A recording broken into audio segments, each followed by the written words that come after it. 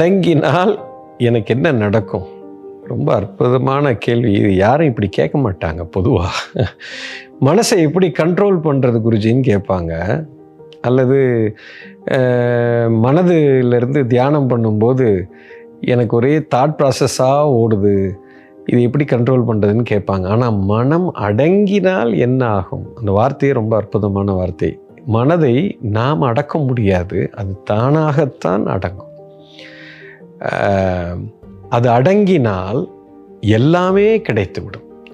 இப்போ பிரச்சனையே மனதினால தான். மனம் காணாமல் போகலை, நல்லா புரிஞ்சுக்கணும். மனம் அடங்கி நிற்கும், உங்களுக்கு அடங்கி நிற்கும்.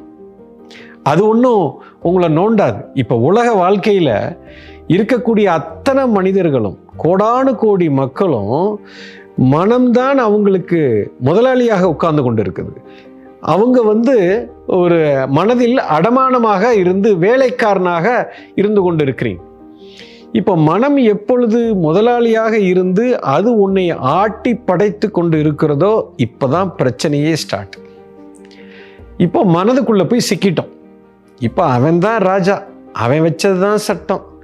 அவன் நம்மளை போட்டு கொல்லுன்னா நம்ம சாவுறோம். கோபம் வரும்னா அவன் தான் நினைப்பான், அவன் கோபத்தை உருவாக்குவான், பயத்தை உருவாக்குவான், வெறுப்பு, பொறாமை, எரிச்சல், நெகட்டிவ், எல்லா விதமான உங்களுக்கு அழிவுக்குரிய அத்தனை விஷயங்களையும் உருவாக்குறதே இந்த மனம்தான்.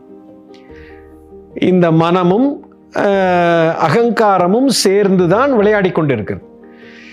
இப்போ வாழ்க்கையில் நமக்கு பிரச்சனை வந்ததுக்கு காரணமுமே அதுதான். ஏன்னால் மனம் என்ற ஒரு விஷயம் என்னை கட்டுப்படுத்துகிறது. அது கூட என்னை நான் ஒப்பிட்டு அதோட ஐடென்டிஃபை ஆயிட்டேன். மனமும் நானும் ஒன்றாக கலந்து விட்டு நான் தான் மனம் என்று நீங்கள் நினைக்க தொடங்கிட்டீங்க. இந்த இடத்துல தான் பிரச்சனையே ஸ்டார்ட் ஆயிடுச்சு. இப்போ மனம் அடங்கினால், அதுவாக அடங்கி விட்டால், இப்போ அது உங்களுக்கு வேலைக்காரனாக மாறிவிட்டது. இது ஒரு மாபெரும் சக்தி. மனம்ங்கிறது ஒரு அற்புதமான சக்தி. ஆனால் அது நீங்கள் சொல்கிறது தான் அது கேட்கணும், அது சொல்கிறது நீங்கள் கேட்கக்கூடாது. அந்த நிலை வந்து விட்டால் இப்போ விழிப்புணர்வு வந்து விட்டது என்ற அர்த்தம். இப்போ தான் நீங்கள் விழிப்பாயிருக்கிறீங்க. அப்போ மனம் வேறு நான் வேறு என்று பிரித்து பார்க்கக்கூடிய ஒரு தன்மைக்கு வந்துட்டீங்க. இப்போ அது அடங்கி நிற்கிறது. அது உங்கள் முன்னாடி நின்று, பாஸ் நீங்கள் சொல்லுங்கள் பாஸ், இப்போ நான் என்ன பண்ணணும்?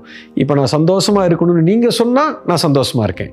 இப்போ நீங்கள் அவன் மேலே அவனை ஏதாவது பண்ணணும்னு நீங்கள் சொன்னால் நான் கேட்குறேன் அப்படின்னு சொல்லி அதை அடங்கி உங்களுக்கு வேலைக்காரனாக இருக்கும். இதுதான் அற்புதமான ஒரு நிலை. இதுதான் நீங்கள் இதுக்கு பேரு தான் புத்தா என்று நாங்கள் சொல்வோம். புத்தானா என்னன்னா, பூனா புத்தின்னு அர்த்தம், தானா தாதான்னு அர்த்தம். எவன் ஒருவன் தன் புத்திக்கு தானே தாதாவாக இருக்கிறானோ அவனுக்கு பேர் தான் புத்தான்னு பேர். அதாவது தன் புத்தியை, தன் மனதை தன் கட்டுப்பாட்டுக்குள்ளே வச்சிருக்கிறான். இதுக்கு பேர் தான் புத்தா. புத்தானா ஏதோ காவி சட்டை போட்டுக்கிட்டு கொட்டையை போட்டுக்கிட்டு காட்டில் போய் உட்கார்றவன் புத்தா இல்லை.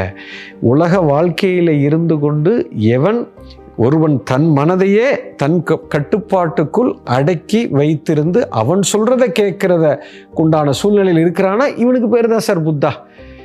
அதாவது இப்போ நம்மளுடைய வாழ்க்கையெல்லாம் இப்போ எப்படி இருக்குன்னா, வெளி சூழ்நிலைக்கு கட்டுப்பட்டு இருக்கிறது. இப்போ நான் சந்தோஷமாக இருக்கணும்னா என் மனைவி இப்படி இருக்கணும், என் புருஷன் இப்படி இருக்கணும், என் வீடு இப்படி இருக்கணும், என் பாஸ் இப்படி இருக்கணும், என் கார் இப்படி இருக்கணும், என் ஆஃபீஸ் இப்படி இருக்கணும், என் ட்ரெஸ் இப்படி இருக்கணும், என் ஊர் இப்படி இருக்கணும், இதெல்லாம் இப்படி இருக்கணும். இதெல்லாம் இப்படி கரெக்டாக இருந்துச்சுன்னா இப்போ நான் சந்தோஷமாக இருப்பேன். இப்போ என்ன ஆயிடுச்சு? இப்போ நான் என்னுடைய சந்தோஷம் இதில் எல்லாத்துலேயும் அடமானமாக இருக்கிறது. இப்போ இது ஏதாவது ஒன்று மாறுச்சுன்னா நான் சந்தோஷத்தை இழந்து போகிறேன். இப்போ என் புத்தி என் கட்டுப்பாட்டில் இல்லை, என் மனம் அடங்கி எனக்கு அடங்கி இருக்கவில்லை. அது என்ன சொல்லுதோ அதான் நான் கேட்குறேன். ஸோ அது மாறுச்சுன்னா இப்போ எனக்கு எல்லா பிரச்சனையும் வந்து விடுகிறது. இப்போது என் மனைவி, என் வீடு, என் ஆஃபீஸு, என் ஊர், என் காரு, எது வேணால் எப்படி வேணால் இருக்கட்டும் சார், இது எதுவுமே எனக்கு பாதிப்பை கொடுக்காது, எனக்கு பாதிப்பு வரவே வராது. இப்போது இது மனதில் இருக்கக்கூடிய அத்தனை விஷயங்களும் எனக்கு அடங்கி இருக்கிறது.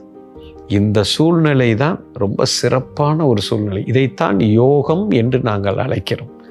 You understand? ஸோ மனம் அடங்கி இருப்பது தான் மிக உயர்ந்த நிலை. மனம் தவறான விஷயம் அல்ல. அதை எனக்கு அடக்கி வைத்து நான் சொல்வதை அது கேட்கக்கூடிய சூழ்நிலைக்கு எனக்கு விழிப்புணர்வு வந்துவிட்டால் வாழ்க்கையில் மிகப்பெரிய வெற்றி.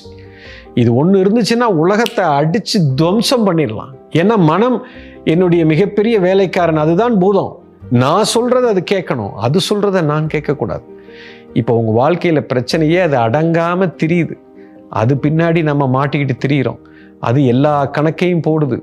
ஊர் உலகத்தில் இருக்கிற அத்தனை பேரையும் அது ஒரு ஜட்ஜ்மெண்ட் பண்ணி வச்சிருக்கு. இவன் கெட்டவன், இவன் நல்லவன், இவன் இப்படி, இவன் அப்படி, இவன் மேலே இவனை எனக்கு பிடிக்காது, இவன் மேலே எனக்கு வெறுப்பு வருகிறது, இவனை நான் கொல்லணும், இவனை நான் ரொம்ப நேசிக்கிறேன், இது என் பிள்ளை, இது எனக்கு பிடித்த சாப்பாடு, இது எனக்கு பிடிக்காத ஒரு தொழில், இது எனக்கு இப்படி அப்படி, இது எல்லாமே மனதுக்குள்ளே உட்கார்ந்து அதுக்குள்ளே நீங்கள் போய் உட்கார்ந்து நீங்கள் தான் அந்த மனம் என்று நினைத்து அது ஆட்டி படைக்கக்கூடிய அத்தனை விஷயத்துக்குள்ளேயும் நீங்க கஷ்டப்பட்டுக்கிட்டே இருக்கிறீங்க.